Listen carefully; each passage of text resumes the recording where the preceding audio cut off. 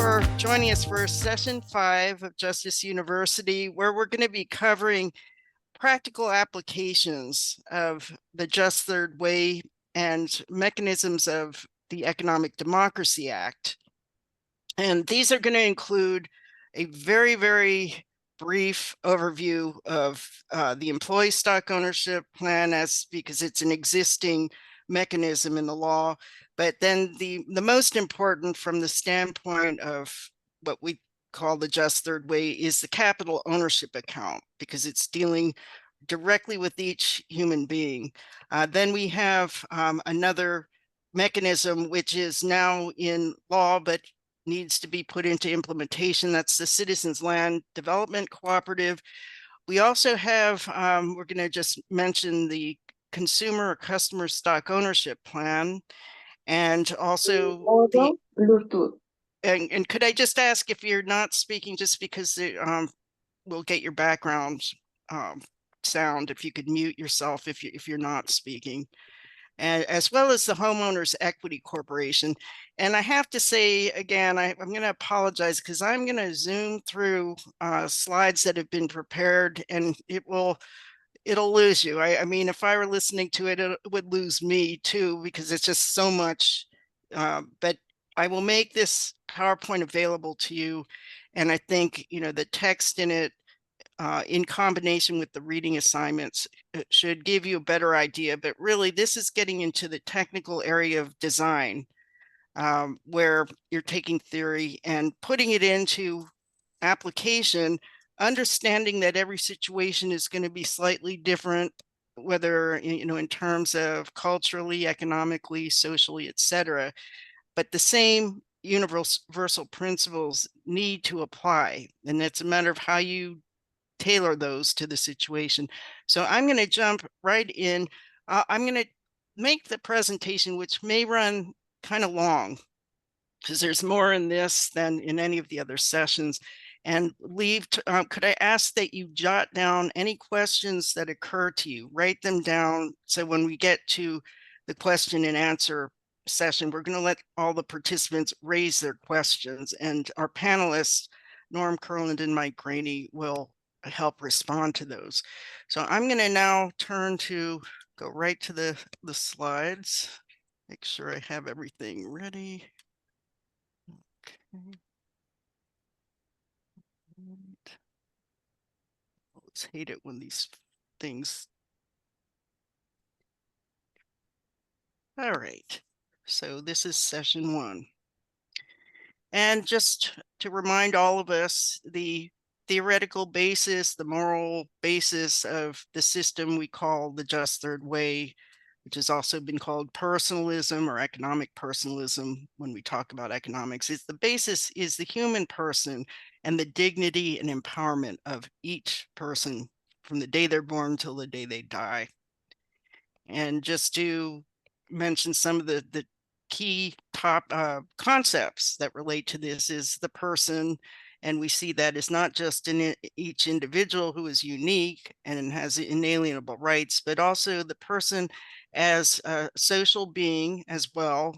And the development of each of us it must be seen within a social context. We're not totally isolated individuals. We create institutions as invisible tools to help each of us develop, or at least that's what we should be aiming towards.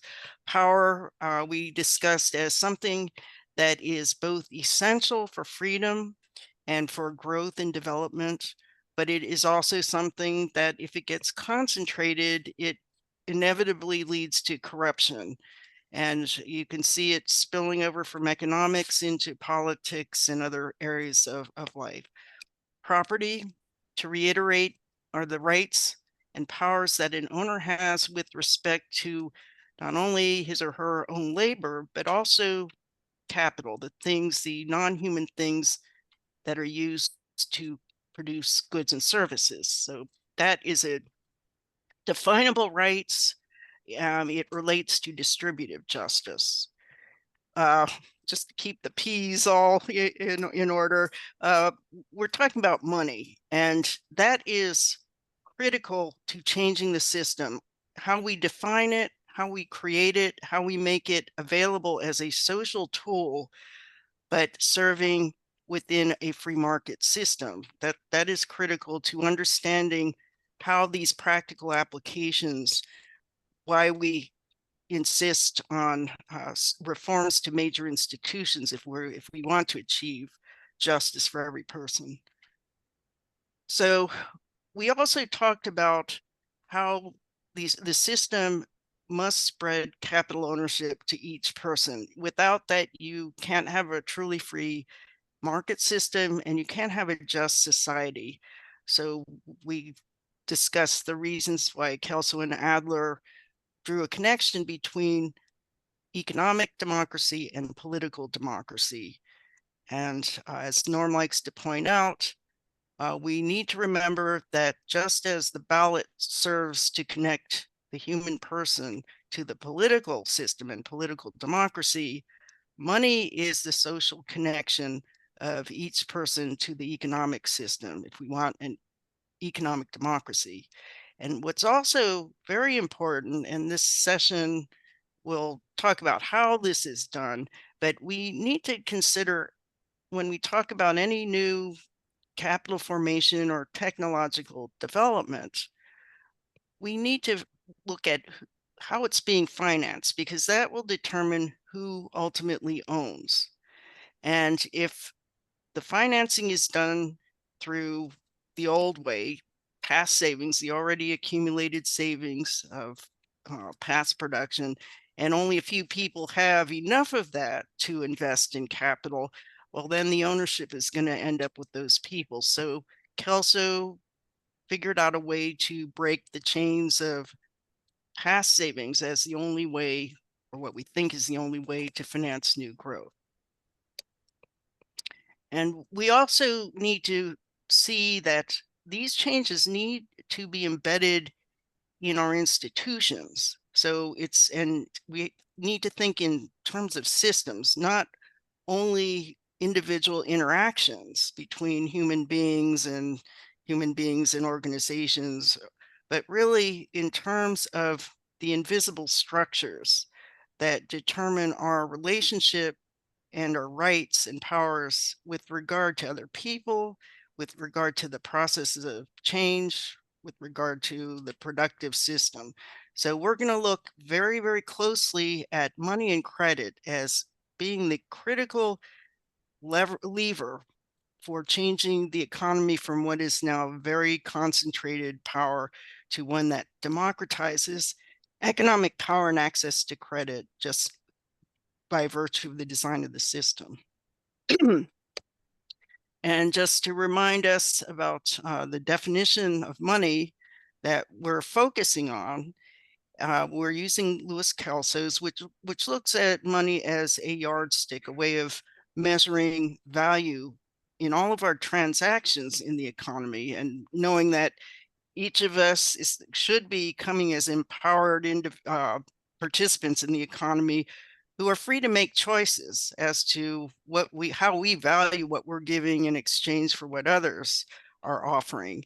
And so we have to come to some common understanding for measuring that, and money helps us to do that. It also, we stress that it should not be viewed as a commodity which is sold and traded and basically is viewed as valuable in and of itself. It is only valuable insofar it brings about real economic production, transactions, etc.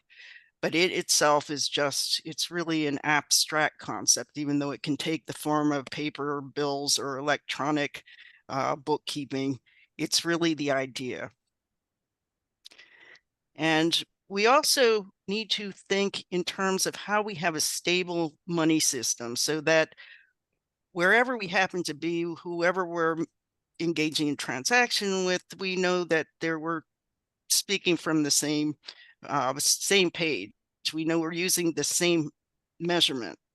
So one proposal, since at the moment we're not tied to any particular standard. It used to be gold and silver, and it could be a number of different standards. One proposal is what Buckminster Fuller was talking about in terms of if we had a global grid where everyone had instantaneous access to anywhere in the world and essentially one price for kilowatt hours, we could use that.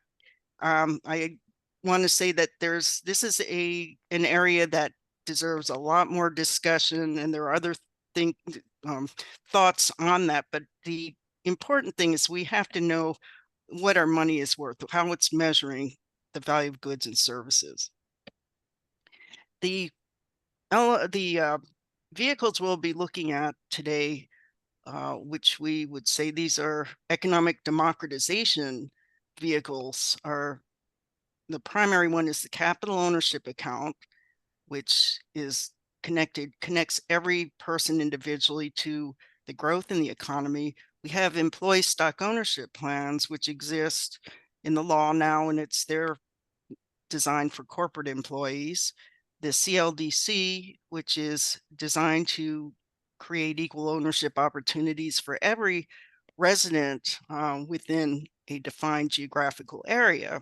And then we have the CSOP, Customer Stock Ownership Plan, which mainly would be for utility customers or could be for something like Amazon, where instead of a few people really owning the bulk, the customers would have ownership with specific shares.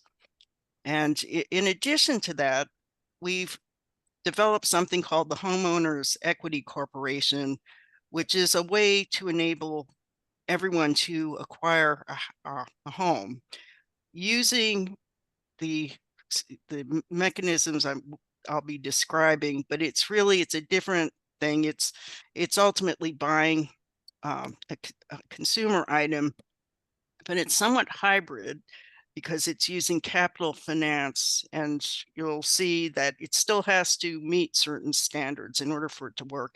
Ownership unions are a way that we think labor unions should transform into, because the interest of every person in the economy is going to have to go beyond just labor contributions to their ownership contributions. Some key points of how we design, how we take principles of the just third way and put them into the design of these specific vehicles. We have to take into consideration, number one, feasibility. If a project cannot pay for itself out of its future profits, it's going to have to get money to repay a loan from somewhere. It should not continue to be from the government, or it's really the taxpayer. But ultimately, it should come from the people who are using it, who are going to be buying and selling. And the point of feasibility is you only buy, in terms of capital financing, something that is projected to be able to pay itself off, its loan off with future profits. So there's a whole discipline involved with determining feasibility, and this will be key in the future. Also, in terms of the design we're talking about, it should reflect the idea of equality of ownership opportunity, which means that if we limit ourselves to past savings, and some people have more past savings than others, that will skew ownership opportunity to the current halves. So that's why the idea of future savings money, and I know that drives a lot of people crazy to hear that, but it's newly created money that's asset backed, or really future production backed money. So that is key. If we want to talk about equality of ownership opportunity, it's look at, he who holds the gold makes the rules, or owns the thing. So we have to look at where the gold is coming from, and I use that word very loosely. Full private property rights. We also need to recognize that today ownership in corporate equity has very little to do with private property rights. It does not pay out to the owners the full stream of profits that they are due. And in many cases, the owners don't have real control over what they own. So in these designs, we're going to presume, according to the way we would design using just third way principles, that these three elements in particular are always kept in mind. And if they're not, we need to go back and see what the problem is. Or in some cases, we may have to adjust to a reality of a situation, but always aiming back towards these ideals. As I said, the employee stock ownership plan is now recognized under the law as an expanded ownership vehicle qualified under U.S. retirement law, which can borrow on behalf of workers as a group to acquire equity shares in the sponsoring employer company, which are repayable with pre-tax profits or dividends. And there's a lot in that paragraph there. But in order to qualify as an ESOP, you have to meet certain conditions, and it's also, as I'll point out later, something which a true ESOP does not require workers to put up their own money. It also mentions here that loans through an ESOP are repayable with pre-tax profits, which is really important, because if you pay, you generate your profits, and if you're paying after you pay a tax, obviously you're going to end up with less money.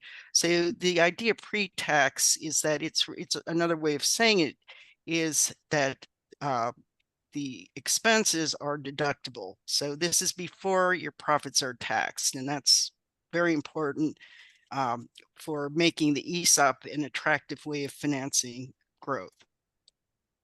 It was invented by Louis Kelso, and it's now the only one of our, we should adjust this.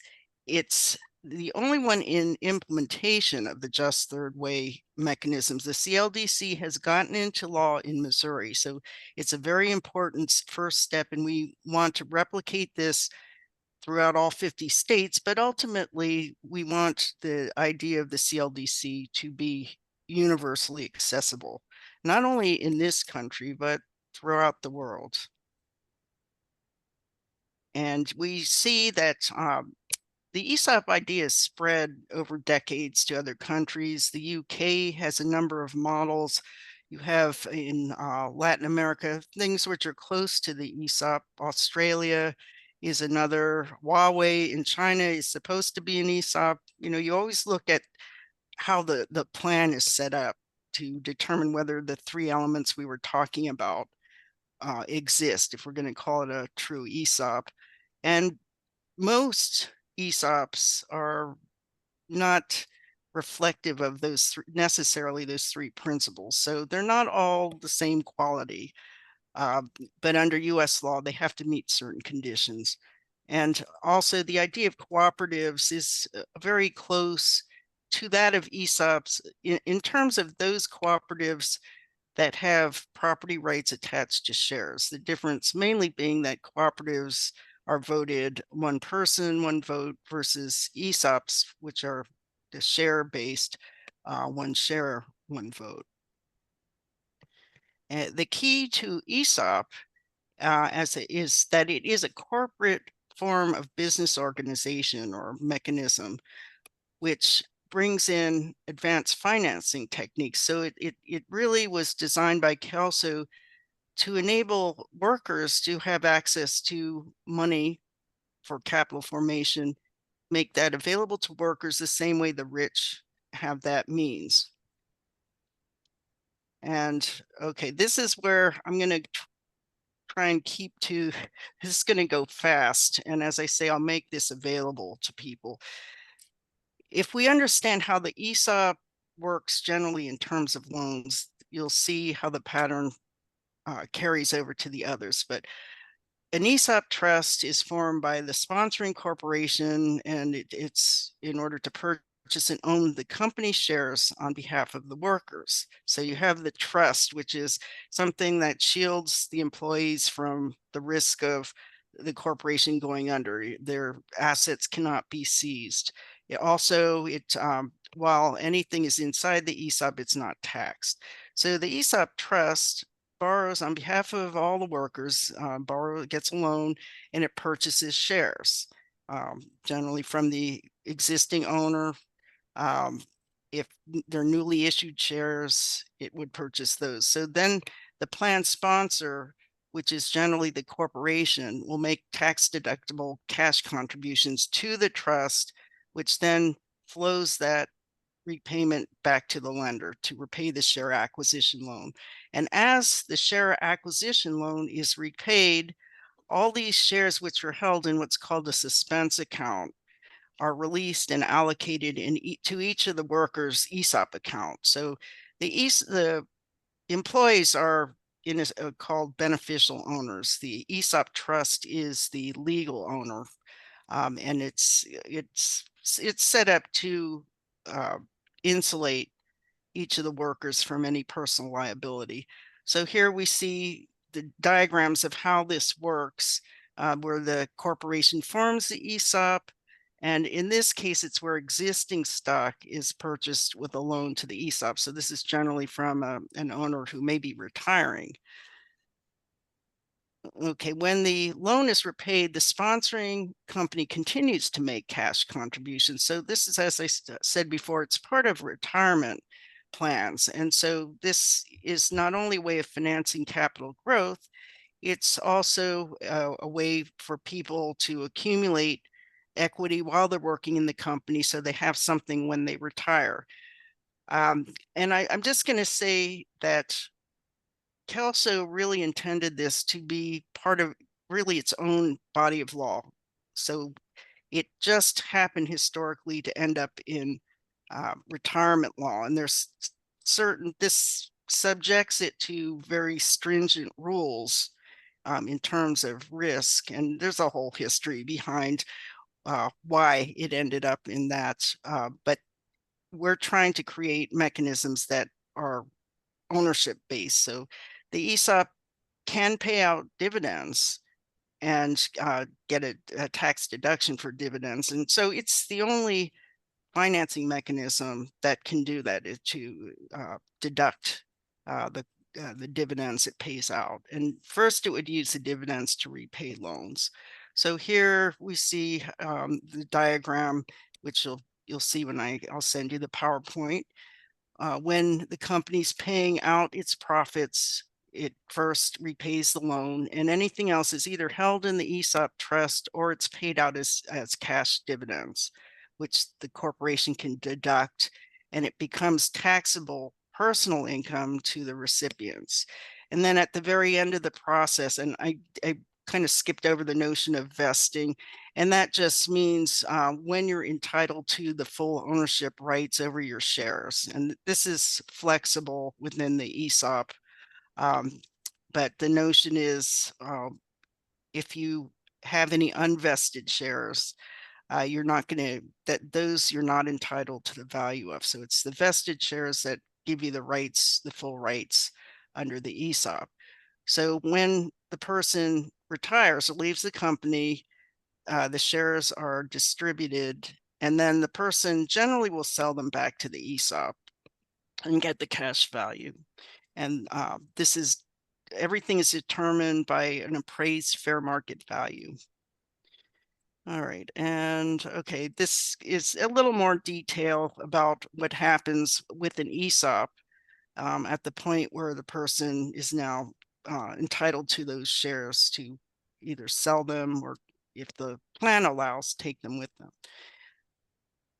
And the problems with ESOPs as they now exist is that usually they're going to be based on relative compensation. And that just means if you earn more because your pay, like the CEO, you earn more than the janitor, then when the shares are allocated, they're going to be allocated on the same basis. So if you earn more, you're going to get more shares allocated. If you earn less, you get less. And the problem with this, there's a number of problems, is that it really is not reflecting the principles of binary economics, which recognizes the relative contributions of your labor input and your capital input. And it also doesn't recognize that if you use future savings, meaning if the money you use is not borrowed or contributed by any individual, then in justice, no one should automatically be assumed to be due a higher allocation of shares. If we're all none of us are risking, none of us are putting money into the purchase of the shares, but we're all able to get access to capital credit, then according to binary economics, the allocation of the shares really should be equal. Okay, no one is risking more or losing, putting up any more. So then there's some other technical things which Mike Graney, as a ESOP administrator, can explain in greater depth. And also many ESOPs don't grant full ownership rights. Whether most don't pay out dividends the way we say they should. And they also don't spread voting rights beyond what's required under law. And from our standpoint in talking about changing the system, the big problem with ESOPs, and there's many good things about the ESOPs. Many studies have shown, this is over decades, that where you have a very participatory ESOP with the equity sharing over the long term, short-term economic feedback in the form of profits, cash bonuses based on profits, and some participatory design for enabling people to have a voice in governance as well as in the daily operations. Where you have these elements, the profitability of those companies that do this is 150% higher than similar companies without those design features. But the big problem with the ESOP, and why the ESOP alone is not going to be able to transform our economy, is that it's only designed to benefit corporate employees. So all the people in the public sector, most teachers, people who are unemployed, people who are retired, children, disabled people, none of those would be covered if they're not corporate employees. They're not going to be able to participate through the ESOP. So we need some more universal means of spreading ownership. This is something, we have a paper on that. Our design, trying to follow as best we can the principles of the just third way. And so we have something you can look at online describing this, what we call justice-based management S Corp ESOP. S Corp is just recognized under the law as something like a partnership where the partners are taxed on whatever income is earned. And since with an ESOP it's tax exempt, and where it is the only owner of the company, the ESOP trust, what that does is it enables that S corporation to not have to pay corporate taxes. And the only time taxes are paid are where shares are distributed or taken out, or if there are any dividends, and those taxes are to the recipients. So there's a lot of, in terms of corporate finance, it's a really very, very cost-effective means. Now, this is the most important of the mechanisms, and these are the capital ownership accounts. And as we said, these are some of the limitations of ESOPs, only cover corporate employees, our retirement plans, and they're based today largely on what you earn through your labor. And how we set up the capital ownership account is very similar, that you have essentially a trust for each person. So what that does is it will be doing the borrowing, or it will be the recipient of the capital credit when that is created, and it will be what pays off the loan from the profits of the shares it's purchased. So what that does is it insulates all the other property of the individual from being seized if a loan goes bad. And as we were saying, it doesn't require that any person be a genius at investing, managerial guru or anything else. We want to encourage every citizen to become more educated in terms of ownership and economics and finance, but this will open up a field of financial advisors to help people determine which of the qualified shares would be best to purchase. So there's already that idea of qualifying before people have something to choose from. Okay, and this will also bring in the idea of capital credit insurance. Okay, as the shares in a COA EDA, that means shares that have been purchased by the COA, earn dividends. This is what's first used to repay the loan. And when they're fully paid for, these shares, and each year you're getting a new credit allocation and purchasing new shares, these very special shares that are full voting, full dividend payout. When the shares are paid for, then that becomes a new source of income. And that's really the point we're looking at, that this shouldn't just be for retirement. It should be creating ownership income for you from really starting at the day you're born until the day you die. And the system can be designed to do that. And so there's going to be certain tax advantages that creating these shares will have in selling them. Okay, and so as we said, each year there's going to be an annual determination of how much capital credit is going to be created depending on how many newly issued shares these corporations are planning to sell. So everything is going to really be kicked off by corporations knowing how much they need in order to purchase capital for the coming year. And so connecting the individuals through their COAs to the selling companies, that's part of the whole system. And this would be available to every child and adult. So rather than going through the diagram, which I could spend really the whole session on, there's a link which takes you to an assignment, which I think was either assigned for this class or for the next, but I recommend that you go through it. We try and take it step by step, and that is how you finance green growth through capital ownership accounts and how the banking, commercial banking and central banking and insurance come into play. And again, the problem is it's not in the law yet, but we're trying various approaches to get it into law. The other mechanism is the Citizens Land Development Cooperative, which we now have passed in Missouri, and Gene Gordon is working to get that established and implemented starting in St. Louis. But the CLDC could be the owner of land, primarily infrastructure and natural resources, but primarily land and infrastructure.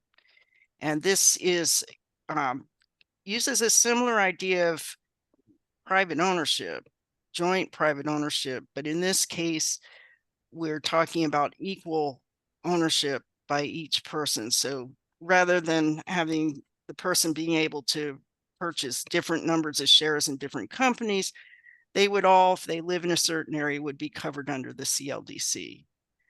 Okay, and so this is not just for corporate employees, but really residents of a certain area.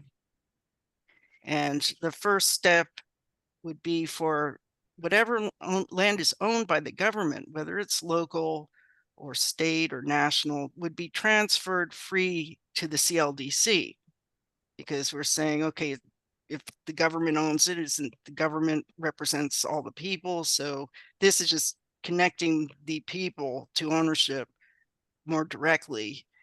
But then the problem is going to remain. You may have this land, but you're going to need to spend money in order to develop it.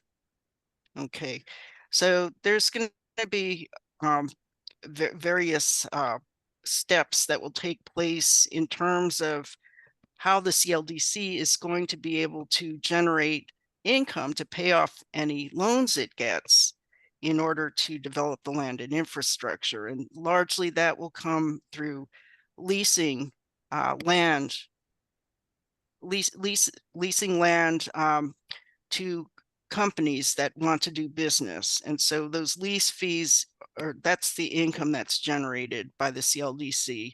And when expenses are paid off, then any additional residual would be paid out to the residents as dividends. Okay, and in this CLDC, there would be each person would have a single voting, no cost, non-transferable share. This is lifetime, that they would be surrendered if the person leaves the area. Okay, and so their share is canceled. If they come back, I'm going to just I have some interference coming on. Let's see, I'm not sure who that is.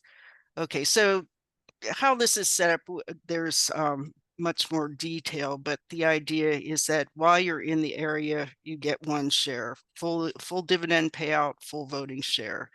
If you leave, you surrender it or it gets canceled. If you come back, another share is established for you. Then we have consumer stock ownership plans, which would use the same idea of being able to borrow in order to build whatever the utility company may need. But with that new financing, creating ownership for the customers. And let's see. All right. All right. And so this would mainly deal with customers of the utility, and it could be for water, gas, electricity, public transportation. And also now we have companies like Amazon could also be participants in the using a CSOP. Again, it doesn't exist yet. I want to just mention as an aside, we were recently put in touch with an associate of Patricia Kelso's in the Kelso Institute, who's a professor at a university in Germany. And he has been teaching Kelso's ideas. And really, I think the big emphasis in Europe at this point is the CSOP. So that's what they're looking at in terms of how they finance new energy systems. So we haven't talked with them yet, but he got in touch with us and we want to sort of trade ideas with him. But the CSOP, it has a lot of attractive features, but we would also say that the capital ownership account could serve the same purpose in that if the individual chooses to use their credit allocation to purchase shares of a utility company that needs financing, this could be done more directly through the COA than the CSOP, but there may be reasons where a CSOP would fit well. Okay, and I'm gonna run through these because it's 15 of.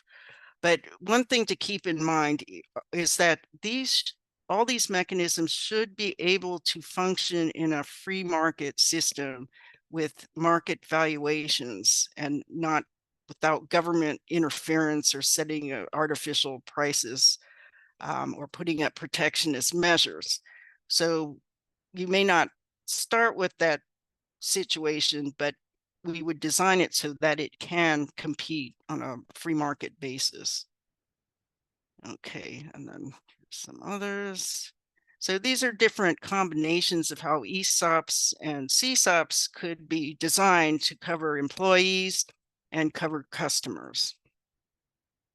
And again, it's the new shares would be issued and sold to either the ESOP trust or the CSOP trust. Okay. And the source of repayment or the source of repayment of loans are what the customers pay in their monthly utility bills or regular riders on a metro system. And what the residual would generally be considered a rebate. So this is a little bit different than the other mechanisms that we're talking about because you have the shareholder actually as a source of repayment of loans. And this comes to the Homeowners Equity Corporation, which is also similar in that the source of repayment are the people purchasing the homes. But they do it in such a way that rather than just individually having to go out and um, uh, bargain for the price of a home and use their personal savings, they would be able to acquire ownership through the Homeowners Equity Corporation, which would own the actual housing properties, but the people who are buying it would be issued shares. And so as they pay off their monthly rent, that's really translates into like a mortgage payment or repayment of the loan that acquired those homes. And as time goes by, the person can either buy out their home and receive title to it, or they can just decide to keep shares in the Homeowners Equity Corporation, which could allow them to transfer into another home of whatever the value is that the shares, for example, are worth. So it gives more flexibility and greater efficiency in terms of enabling people to acquire a house. Also, if someone cannot afford monthly mortgage, they can always use housing vouchers. So this is a way that housing vouchers can enable someone to buy a house on much more tax advantage ways. One of the things about the HEC is that it would be buying the homes at a fair market value. And generally, if that includes foreclosed homes whose value has gone down, but that also enables the former residents to reacquire it at the lower cost. So there are a lot of advantages to the HEC. And we think in terms of the housing crisis, this is an idea that needs to be explored more deeply. Okay, and so this relates to the foreclosure problem. It allows you to either own shares or eventually take title to the house. Then there are various ways of designing the ownership. And here we talk about 999-year leases, which are essentially owning if you have all the rights. Um, so these are some of the benefits, and the way the HEC is doing the borrowing. So that is spreading out risk, and it's spreading out the credit worthiness of the borrower to a larger entity, that's important. Also, it enables people with maybe not great credit ratings to acquire homes by buying shares in the HEC. And yes, so got that.